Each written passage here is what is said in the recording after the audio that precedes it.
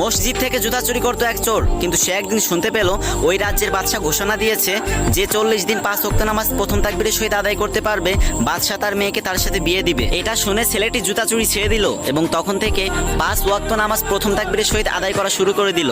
এবং এভাবে করতে করতে 39 দিন কেটে গেল এবং বাদশার কানে খবর গেল একটা জুতা চোর 39 দিন ধরে 5 ওয়াক্ত নামাজ প্রথম তাকবীরের সহিত আদায় করতেছে। এটা শুনে বাদশা চোরটাকে রাজদরবারে ডেকে পাঠালো এবং বলল, তুমি আমার মেয়েকে বিয়ে করো। কিন্তু আশ্চর্যজনক ঘটনা হচ্ছে 40 দিন কেটে যায়, 41 দিন কেটে যায়, 42 দিন কেটে যায়, কিন্তু চোরটার আর কোনো খোঁজ খবর থাকে না। তারপর বাদশা সেই চোরটাকে খুঁজতে খুঁজতে অবশেষে পেয়ে গেল এবং বলল, আরে আমি তো আমার মেয়ের সাথে তোমাকে জোর করে বিয়ে দিচ্ছি না, তাহলে তুমি পালাচ্ছ কেন? তখন জুতা চোর বলল, হুজুর আপনি জানেন না আমি ভালো মানুষ না, আমি একটা জুতা চোর। বাদশা বলল, তাও আমি আমার মেয়েকে তোমার সাথেই বিয়ে দিব। তখন যুবকের চোখ থেকে টপ টপ করে পানি পড়তে লাগলো এবং বলতে লাগলো, হুজুর বিশ্বাস করেন আমি 40 দিনের দিনেও রাজকুমারী আর রাজ্য হাসিল করার স্বপ্ন দেখেছি, কিন্তু 40 দিনের শেষ নামাজে